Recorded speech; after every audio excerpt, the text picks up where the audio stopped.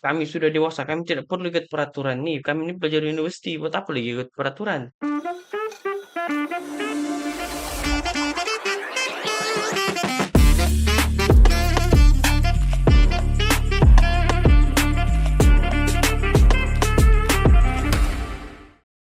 Dokter tadi mahasiswa perlu terlibat dalam masyarakat kan? Akan tetapi wujud satu persoalan. Bagaimana Islam menekankan kepentingan akhlak dan adab dalam pembelajaran sepanjang dalam kampus? Sebab ada pelajar, dia kata, kami sudah dewasa, kami tidak perlu ikut peraturan nih. Kami ini pelajar universiti, buat apa lagi ikut peraturan? Dia akan berbalik kepada persoalan tentang ilmu juga tadi, iaitu core business seorang pelajar, core business seorang mahasiswa itu sendiri. Sebab sekiranya kita menyebut tentang akhlak, tentang etika, akhlak dan etika ini adalah cerminan kepada tahap ilmu yang dia bawa, tahap ilmu yang dia capai. Dia juga adalah manifestasi kepada kefahaman seseorang individu. Kerana ilmu yang kita sebut sebagai hikmah tadi, ilmu yang melahirkan hikmah di dalam diri seseorang itu tadi, yang datang daripada ilmu teori, yang datang daripada pengalamannya dalam menerapkan teori itu dalam konteks masyarakat, itu akan melahirkan satu bentuk apa yang dinamakan di dalam Islam sebagai al-haya. Rasulullah sallallahu alaihi wasallam berkata, "Illam tastahi fasna' ma syi'it." Sekiranya kamu tidak malu, al-haya itu bermaksud malu. Sekiranya kamu tidak malu, kamu boleh melakukan apa saja. Dan haya ini, di situ kita melihat bahawa haya ini adalah senjata bagi kita untuk memerangi perangai kita yang akan apa kita sebut sebagai apa sifat narcissism, sifat pentingan diri Memuji kita, diri sendiri. merasakan diri kita itu seorang yang apa Cendekiawan. lebih baik daripada orang lain. Terasa terbang akademik. Betul. Jadi, sekiranya hikmah tadi tidak melahirkan haya, tidak melahirkan, dia ada satu perkataan lagi yang juga sesuai tetapi dia tidak syumul, dia tidak apa Lengkap, sempurna. menyempurnai keseluruhan apa yang saya mau gambarkan. Perkataan itu adalah waqar. Waqar ini kehormatan. Apabila kita merasa malu untuk bercakap perkara yang jijik, perkara yang seperti orang-orang kebanyakan bercakap, kita bercakap tentang perkahwinan, kita bercakap tentang apa couple, Seks bebas. Guna semua kondom termasuk percuma. perkara yang tidak sesuai dengan sifat kita sebagai seorang yang berilmu, maka di situ kita akan mengatakan bahawa ilmu itu tidak menjadi manfaat kepada dirinya. Satu Jadi, soalan lagi dokter. hmm, Saya cantus dokter kan. okey. Ayat ini selalu digunakan oleh orang awam lah biasa kan. Dia kata, tidak penting setinggi mana ilmu kalau tidak ada adab. Terus dia petik lagi kata-kata Syekh Abdul Qadir Jilani. Dia kata Syekh Abdul Qadir Jilani lebih memuliakan orang yang tidak berilmu tapi beradab berbanding orang yang punya ilmu tapi tidak beradab, karena syaitan sendiri, iblis sendiri ada ilmu juga tapi ahli neraka. Apa Ya. pandangan dokter dengan kata-kata tuh? Tidak penting ilmu, yang penting adab. Okey, di situ dia ada dua dua isu yang berbeza dua isu yang berbeza. Isu yang pertama adalah ilmu yang menimbulkan sifat narcissism ataupun yang menimbulkan sifat penting ataupun merasa merasa Diri lebih hebat. baik daripada orang lain. Semua dialah yang betul, orang lain semua salah. Itu satu isu. Itulah yang disebut dalam Al-Quran sifat iblis yang akhirnya menimbulkan takabur kepada diri dia. Menyebabkan dia enggan untuk sujud kepada Nabi Adam. Sujud tanda menghormati Nabi Adam sebagai khalifah di atas muka bumi Allah Subhanahu Wa Taala. Itu satu.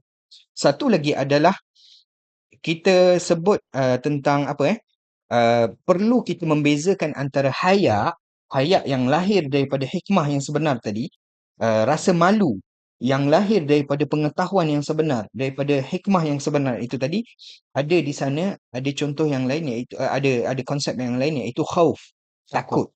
takut, takut. Kalau kita tengok pelajar kita kadang-kadang, kalau kita nak kata setiap kali saya mengajar dalam kelas, apabila kita bertanya, bagi peluang kepada pelajar untuk bertanya, dia dia dua keadaan yang berbeza. Ada yang kalau kita tengok pelajar yang begitu berani sehingga kan mengatakan bahawa dia lebih tahu. bahkan Saya daripada pernah jumpa isyarat. dokter pelajar waktu saya tutorial. Ya. Saya pernah jumpa. Tetapi itu jarang sebenarnya. Ya. Dalam budaya kita jarang Mungkin keadaan daripada itu 100 berlaku. orang pelajar, 2 3 orang pun. Ya, dan itu kebanyakan berlaku di barat. Sebab tu di barat budayanya tu apa lebih terbuka dan sebagainya. So mereka ini masalah narsisism itu lebih lebih teruk di sana. Tetapi dalam konteks kita, kita ada masalah yang lain iaitu pelajar bukan malu, bukan sedar atas atas dasar dia itu mempunyai ilmu, tetapi dia takut untuk Buat salah. bertanya. Takut buat salah. Dia takut untuk bertanya dan takut itu juga satu fitnah. Fitnah ni maksud tu apa bermaksud dia tidak sepatutnya malu sehingga menghalang dia daripada menuntut ilmu. Kalau pensyarah tanya, sepatutnya dia lebih berani untuk bertanya, untuk menyuarakan pendapat. Dan itulah sebenarnya nilai yang bagus daripada haya itu. Haya bukan bermaksud kita menundukkan diri. Kita takut untuk exposure kepada dunia luar ataupun kita ingin bertanya, kita ingin berbahas dan sebagainya. Tidak. Tetapi haya itu adalah kita lebih menghormati pandangan orang lain. Kita tidak merasakan bahawa diri kita sahaja yang benar, orang lain salah. Haya itulah yang akhirnya menyebabkan kita lebih ingin menuntut ilmu, ingin bertanya, ingin mencari ilmu, tetapi kita tidak melampau dalam perkara tersebut hingga kita terjerumus dalam sikap menjadi seorang narsis, menjadi seorang yang hanya membenarkan diri sendiri, mempunyai kepentingan diri sendiri, tidak mahu bergaul dengan masyarakat, tidak mahu memberi manfaat kepada orang lain. Menarik ulasan dokter mengenai benda ni. Narsistik kan. Kalau geng-geng saya dulu, geng-geng masjid saya dulu, dorang panggil ini STT SYY. Doktor tahu apa tu? STT ni si tahu-tahu. SYY ini si yakin-yakin. Okey, jadi doktor saya terus kepada soalan yang seterusnya. Saya ingin tanya doktor, bagaimana seorang Muslim, mahasiswa Muslim tu boleh mengimbangi antara kehidupan sebagai kehidupan sebagai salah seorang penuntut ilmu dan hubungan dengan agama mereka. Macam mana doktor? Sebab mau pergi kuliah, pagi pergi kuliah, malam mau pergi masjid. Tapi penat sudah doktor. Ada Hmm. kuliah lagi di masjid, penat. Hmm. Tapi doktor boleh buat pula kan? Doktor siang mengajar, maghrib kuliah. Macam mana doktor mau mengimbangi kehidupan? Baik. Kita masuk, saya sepanjang 4 tahun saya di universiti, saya nampak memang bila kita masuk uni, ada semangat kita mau jadi lebih baik. Jadi kita join persatuan ni, persatuan ni. Jadi macam mana tu doktor? Baik, saya akan mengulas dulu soalan tu. Bagaimana untuk mengimbangi kehidupan akademik dengan amalan agama ataupun Ya. yang kita ingin tu apa mengimbangi antara kehidupan akademik dengan kehidupan beragama kita. Itu satu satu perkara yang penting. Saya akan ulas itu. Kemudian saya akan masuk kepada persoalan yang lebih penting dalam konteks kita di UMS, dalam konteks kita di Sabah, iaitu mengimbangi bukan hanya mengimbangi kehidupan akademik dengan kehidupan beragama, bahkan mengimbangi antara kehidupan akademik dengan apa kita sebut sebagai budaya ingin berhibur. Itu sebenarnya lebih penting dalam Budaya konteks ingin kita berhibur. dalam konteks kita Dia bukan di budaya Sabah. ingin berhibur. Bukan, doktor. Itu jahat, doktor. Budaya ingin healing. Ya, Ah, okey, itu bahasa yang lebih lah. lebih sopan. Iya, yang berbentuk mungkin kita akan menerima dalam satu keadaan yang oh ya kita faham dia mungkin rasa Ya. kepenatan jadi ingin healing ya. Betul. Okey. Jadi kita kembali kepada soalan yang asal tadi, bagaimana kita ingin mengimbangi kehidupan akademik dengan kehidupan beragama. Baik, kedua-dua perkara ini sebenarnya tidak pernah menjadi satu benda yang bertentangan. Sekiranya kita melihat kepada ulama-ulama yang terdahulu, saya ambil contoh Ibnu Malik, penulis kepada Alfiyah bin Malik. Alfiyah bin Malik ni satu kitab yang dipelajari sehingga sekarang dalam Matan-matan. ya dalam apa ilmu tata bahasa Arab. Kitab beliaulah akan menjadi tumpuan untuk dipelajari sehinggalah pada zaman sekarang. Sudah berabad-abad lamanya tetapi masih lagi dipelajari sehingga sekarang. Jadi sekiranya kita melihat kepada Ibnu Malik, beliau dikenali sebagai seorang yang kebanyakan waktunya sama ada dia menulis ataupun dia akan bersolat. Maksudnya kita melihat keseimbangan yang cukup dalam kehidupan beliau. Kita tidak akan bercakap tentang kehidupan pribadi sebab itu tidak diceritakan dalam riwayat-riwayat ulama. Jarang ulama orang bercerita tentang kehidupan beliau sebagai seorang bapa, kehidupan beliau sebagai seorang anggota dalam Ya, masyarakat. karomah-karomah ini. Jarang orang tekankan. Jadi perkara itu menjadi satu kotak hitam yang kita sukar untuk kenali lebih baik. Maka kita berhusnuzon, kita berbaik sangka bahawa mereka mempunyai kehidupan sosial yang okey, tidak bermasalah. Namun yang selalu ditekankan adalah bagaimana beliau mengisi masa beliau dengan menulis. Menulis ini maksudnya keterlibatan beliau dalam menyampaikan ilmu.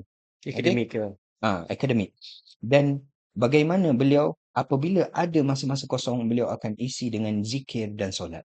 So, dia akan sentiasa saling melengkapi kedua-dua itu. Dia tidak pernah menjadi satu benda yang bertembung. Apabila dia menjadi suatu benda, satu perkara yang bertembung, sebenarnya kita faham bahawa di sana terdapat kepincangan dalam kefahaman kita tentang Maksud itu. doktor bertembung ni, okey kalau mau fokus akademik, agama ni kena mesti tinggal kejap. Begitu kan? Ya, betul. Tapi Betul. bila sebut dia saling melengkapi, kalau kalau mau berjaya akademik, kita kena buat begini juga, jaga Ya, agama gitu gitu. betul. Dari segi membaca Al-Quran, kita berzikir, kita melakukan amal-amal ibadah yang lain, bersolat, puasa dan sebagainya. Ini pun sebenarnya satu perkara, satu teguran sebelum saya berikan kepada orang lain, saya menegur diri kita sendirilah. Memang fitnah itu berlaku. Dalam konteks dunia sekarang memang fitnah itu berlaku. Sebab apa? Sebab akademik ini dia sudah menjadi suatu perkara yang formal, sangat formal. Kita kena Hadir duduk di kuliah, hadir kuliah, kita kena terlibat dalam program-program formal dan sebagainya. Akhirnya menyebabkan kita kurang dapat untuk mengimbanginya dengan sebaiknya. Kalaulah sebagai contoh, lepas ni saya tiba-tiba nak solat, saya kena pergi cari surau, kena pergi ambil semain wuduk. duha. Jadi itu perkara yang agak sukar. Namun bagi seorang yang mempunyai keazaman yang kukuh, mempunyai kesedaran yang baik, insya-Allah dia akan dapat mengimbangi dan di situlah dia akan ilmunya itu akan menjadi sumber hikmah kepada dirinya. Setiap tutur katanya, setiap apa yang dilafazkan akan menjadi pegangan, akan menjadi butiran-butiran mutiara kepada masyarakat yang masyarakat boleh rasa. Bukan hanya sekadar maklumat untuk dihafal, maklumat untuk cerna, tetapi juga satu pedoman yang boleh menjadi panduan kepada masyarakat. Dia akan menjadi cahaya kepada masyarakat. Bukan hanya seorang yang membekalkan ilmu. Kalau membekalkan ilmu, internet penuh dengan ilmu. Betul doktor? Kan Setuju. apa perlunya kita? Sekarang ni kita menghadapi cabaran baru iaitu Lambangkan AI. maklumat. AI yang juga boleh bertindak lebih daripada pensyarah. Dapat memberi maklumat yang cukup tepat dengan data-datanya, dengan penjelasannya yang cukup cukup cantik. Kadang-kadang kita sebagai pensyarah pun rasa Tercabar. tercabar. Tetapi adakah robot seperti ini dapat memberi hikmah yang sebaiknya kepada masyarakat seperti mana yang dilakukan oleh seorang Ulama-ulama. murabbi, Nah, oleh seorang ulama yang membimbing masyarakat, yang terlibat dan merasai apa yang dilalui oleh masyarakat.